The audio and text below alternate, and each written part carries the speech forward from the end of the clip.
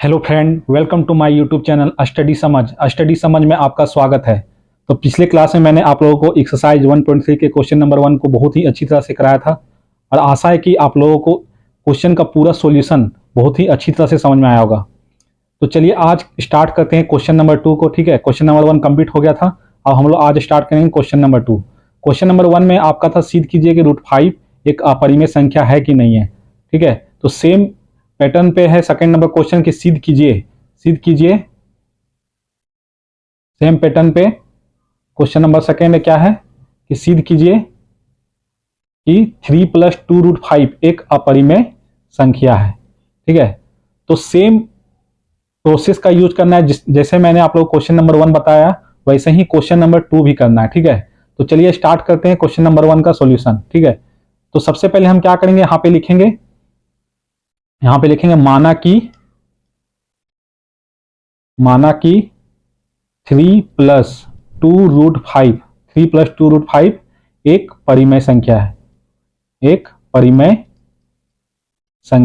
है। ठीक है, उसके विपरीत हम मानते हैं। जब भी हम अपरिमेय संख्या को प्रूव करने की कोशिश करते हैं तो उसके विपरीत मानते हैं कि 3 + 2√5 एक परिमेय संख्या। ठीक है, और परिमेय संख्या को हम कैसे डिनोट करते हैं, परिमेय संख्या को हम लिखते हैं p/q के फॉर्म में। ठीक है, p/q के फॉर्म में लिखते हैं और q का वैल्यू क्या होता है, नॉट इक्वल टू 0 होता है। इसे हम क्या कहते हैं, परिमेय संख्या क्या होता है, जो p/q के फॉर्म में होता है और q का वैल्यू नॉट इक्वल टू 0 मतलब 0 नहीं हो सकता है q का वैल्यू। ठीक है, तो उसे ही परिमेय संख्या कहते हैं। और इसमें जो p तथा q है, p और q क्या है, p और q एक सअभाज्य संख्या है। ठीक है, p और q क्या है, एक सअभाज्य संख्या है। अगर p और q एक सअभाज्य संख्या जिसको इंग्लिश में हम लोग को प्राइम बोलते हैं, अगर p और q सअभाज्य संख्या है, इसका मतलब कि जो HCF होगा p और q का, HCF होगा p और q का, वो कितना होगा, 1 के बराबर होगा। ठीक है, यहाँ तक कोई दिक्कत नहीं है। तो चलिए हम लोग नेक्स्ट इसके आगे करते हैं सॉल्यूशन। तो देखिए, अब p/q के फॉर्म में हम परिमेय संख्या को लिखते हैं। ठीक है, p/q के फॉर्म में परिमेय संख्या को लिखते हैं और 3 + 2√5 को क्या माने, परिमेय संख्या माने। इसका मतलब है कि जो p/q है वो किसके बराबर हो गया, 3 + 2√5 के बराबर। ठीक है, p/q किसके बराबर हो गया, 3 + 2√5 के बराबर। अब हम क्या करेंगे, p/q का p/q लिखेंगे। ठीक है, ये 3 क्या है, प्लस में इधर आ जाएगा, क्या हो जाएगा, माइनस में हो जाएगा। उसके बाद यहाँ पे क्या बचेगा, 2√5 बचेगा, कोई दिक्कत नहीं होना चाहिए यहाँ तक। उसके बाद हम क्या करेंगे, यहाँ पे एलसीएम लेंगे, लासा। ठीक है, तो q और 1 का लासा क्या हो जाएगा, q और 1 का लासा q हो जाएगा। अब यहाँ पे हम क्रॉस मल्टीप्लाई कर देंगे तो यहाँ पे p हो गया और यहाँ पे हो गया -3q हो गया, इक्वल टू क्या हो जाएगा, 2√5 हो जाएगा।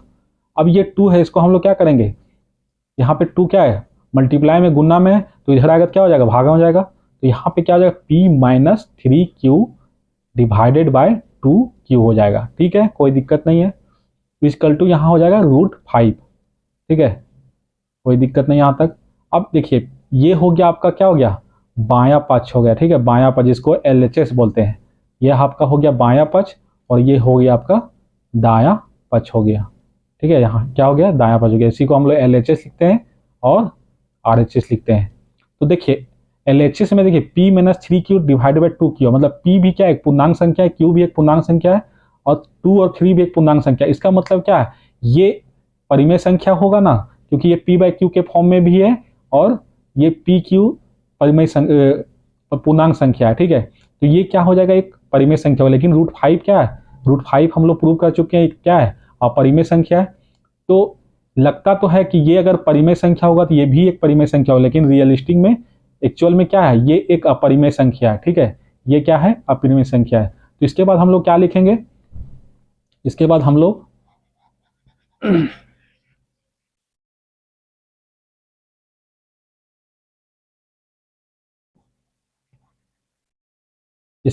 लिखेंगे चूंकि p तथा q पूर्णांक संख्या है, p तथा q क्या है, पूर्णांक संख्या है। p और q क्या है, एक पूर्णांक संख्या है और 2 तथा 3 भी क्या है, एक पूर्णांक संख्या है। 2 तथा 3 भी क्या है, एक पूर्णांक संख्या है। 2 तथा 3 भी एक क्या है, पूर्णांक संख्या है। तो इसके बाद हम लोग क्या लिखेंगे, अगर p तथा q भी पूर्णांक संख्या है और 2 तथा 3 भी पूर्णांक संख्या है, तो हम लिखेंगे कि इसलिए, ठीक है। इसके बाद क्या लिखेंगे, इसलिए p माइनस, इसको लिखेंगे p माइनस 3q बटा 2q, p माइनस 3q बटा 2q एक क्या होगा, परिमेय संख्या होगा। मैंने बोला कि ये तो एक परिमेय संख्या है, ये क्या है, परिमेय संख्या है, क्योंकि p और q पूर्णांक है, ठीक है, और p बाई q के फॉर्म में, और q का वैल्यू 0 नहीं है, तो इसका मतलब परिमेय संख्या है। जबकि बायां पक्ष क्या है, √5 है, जो कि क्या है, एक अपरिमेय संख्या है। पिछले वीडियो मैंने बताया था कि √5 क्या है, प्रूव किए थे, एक अपरिमेय संख्या है। क्या है, एक अपरिमेय संख्या है। ठीक है, यहां तक कोई दिक्कत नहीं है, ऑल क्लियर। ठीक है, तो इसके बाद हम क्या लिखेंगे, हम क्या लिखेंगे इसके बाद हम लिखेंगे, एक मिनट रुक जाइए, इसके बाद हम लोग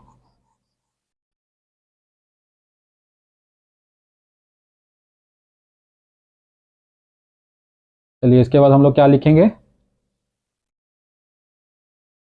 इसके बाद हम लोग लिखेंगे ऐसा विरोधाभासी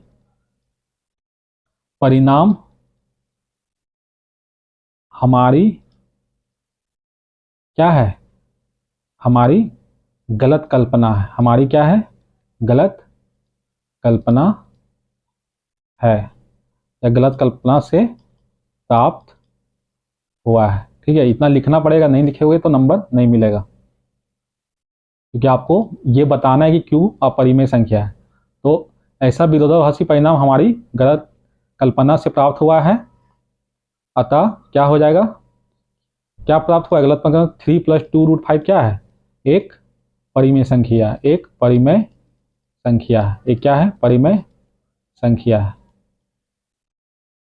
कैसे हुआ था, क्योंकि हम लोग का क्या आया था, p माइनस 3q बटा 2q किसके बराबर आया था, 3 + 2√5 के बराबर आया था, सॉरी,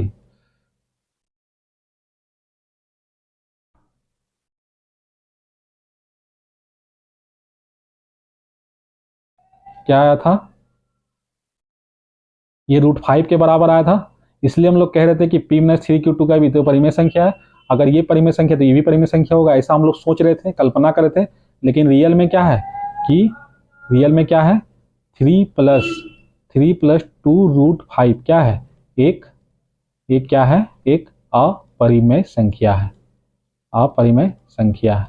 तो इस तरह से आप लोग सिद्ध कर सकते हैं, इस तरह से सिद्ध हुआ कि 3 + 2√5 क्या है, एक अपरिमेय संख्या। यही हम लोग को सिद्ध करना था क्वेश्चन नंबर 2 में, तो आप लोगों को दिक्कत नहीं चाहिए। ठीक है, हम लोग ने क्या किया, 3 + 2√5 को हम लोग एक परिमेय संख्या मान लिया, उसके बाद इसको p बाई q के फॉर्म में लिखें। ठीक है, और 3 को इधर ले आए तो p माइनस इस टाइप का फॉर्म में आ गया, p माइनस 3q बाई 2 का, और उसके किसके बराबर हो गया, √5 के बराबर हो गया। तो हम लोग को ऐसा लग रहा था कि p minus 3q by 2q ये एक परिमेय संख्या है, तो √5 भी एक परिमेय संख्या होगा।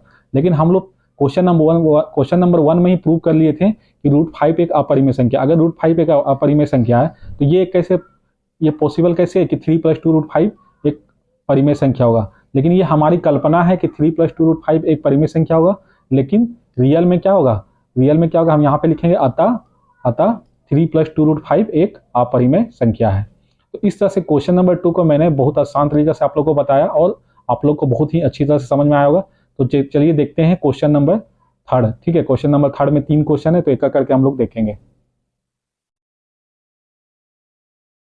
तो चलिए क्वेश्चन नंबर 3 को अब हम लोग देखते हैं। 3 नंबर क्वेश्चन क्या कहता है कि सिद्ध कीजिए कि निम्नलिखित संख्याएं अपरिमेय है। ठीक है, तो सेम क्वेश्चन है, ठीक है, बस क्वेश्चन डिफरेंट है।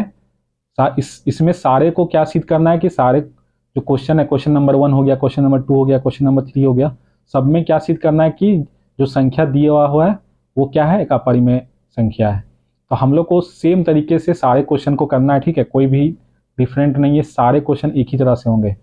तो चलिए मैंने आप लोगों को बोला था कि मैं सारे एक्सरसाइज का एक क्वेश्चन आपका सॉल्यूशन के तौर पे मैं आप लोगों को वीडियो दूंगा, तो इसीलिए मैं आप लोगों को सारे क्वेश्चन का सॉल्यूशन दे रहा हूँ। तो चलिए देखते हैं question number first. Question number first क्या हो, 1/√2 1/√2 को कैसे हम लोग अपरिमेय संख्या के रूप में सिद्ध करेंगे। तो चलिए देखते हैं क्वेश्चन नंबर 3 का फर्स्ट देखते हैं। क्वेश्चन नंबर 3 का फर्स्ट क्या है कि 1/√2 जो है वो एक अपरिमेय संख्या है कि नहीं है। तो इसके लिए हम लोग क्या करते थे, सबसे पहले हम लोग मानते थे कि माना कि 1/√2 1/√2 है एक क्या है, परिमेय संख्या है। 1/√2 एक क्या है, परिमेय संख्या है। ठीक है, 1/√2 एक परिमेय संख्या है। उसके बाद हम लोग क्या करेंगे, उसके बाद हम लोग करेंगे कि जो परिमेय संख्या उसको कैसे हम लोग डिनोट करते हैं, p/q के फॉर्म में लिखते हैं। और q इसमें क्या होता है, q का वैल्यू नॉट इक्वल टू 0 होता है, q का वैल्यू नॉट इक्वल टू 0 होता है। और p और q क्या है, p और q एक सअभाज्य संख्या है, सअभाज्य संख्या है। ठीक है, सअभाज्य संख्या है। तो HCF क्या हो जाएगा, P और Q का HCF हो जाएगा 1। अगर सअभाज्य संख्या कॉम प्राइम नंबर है तो P और Q का HCF क्या हो जाएगा, 1 हो जाएगा। अब हम लोग क्या करेंगे, यहाँ पे लिख देंगे P/Q इक्वल टू क्या हो जाएगा, अगर 1/√2 को परिमेय संख्या माने इसका मतलब क्या है, P/Q के फॉर्म में होगा, तो P/Q इक्वल टू क्या हो जाएगा, 1/√2 हो जाएगा। ठीक है, इसके बाद हम लोग क्या करेंगे,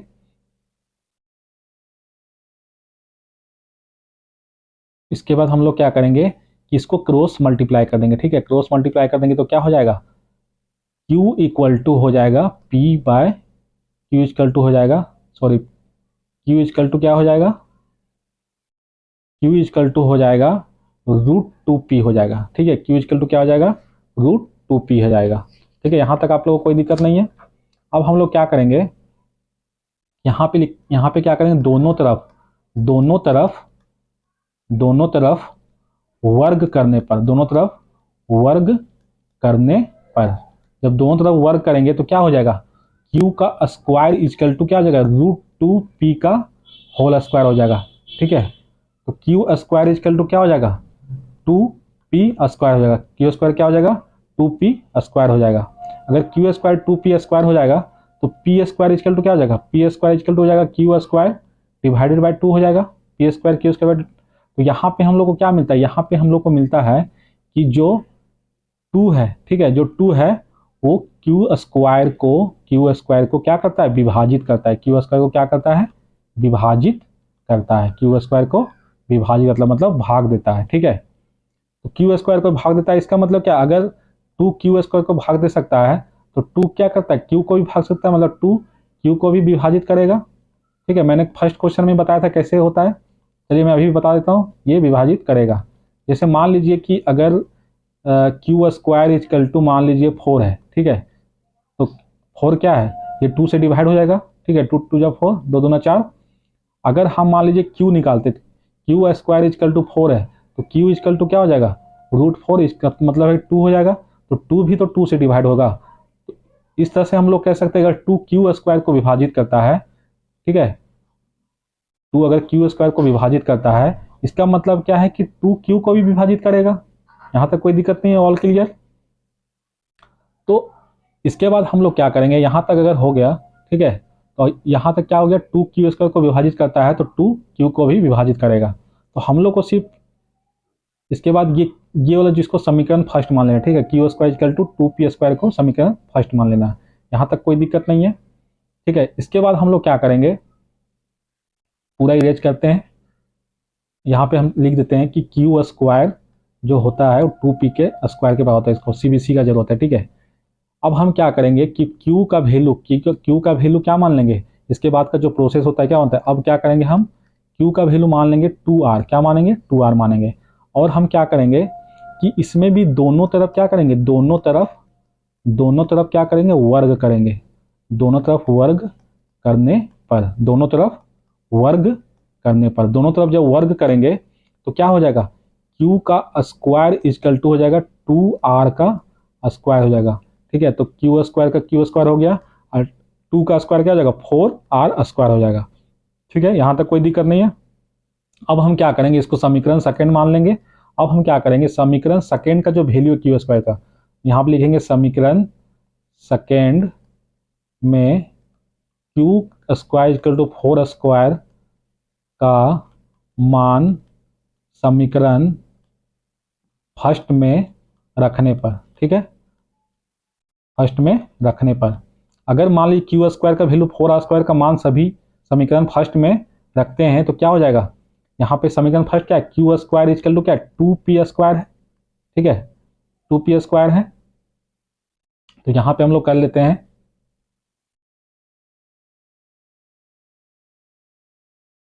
यहाँ पे हम लोग कर लेते हैं, ठीक है, कि Q square equal to 2p square, ठीक है, Q square equal to 2p square हो गया।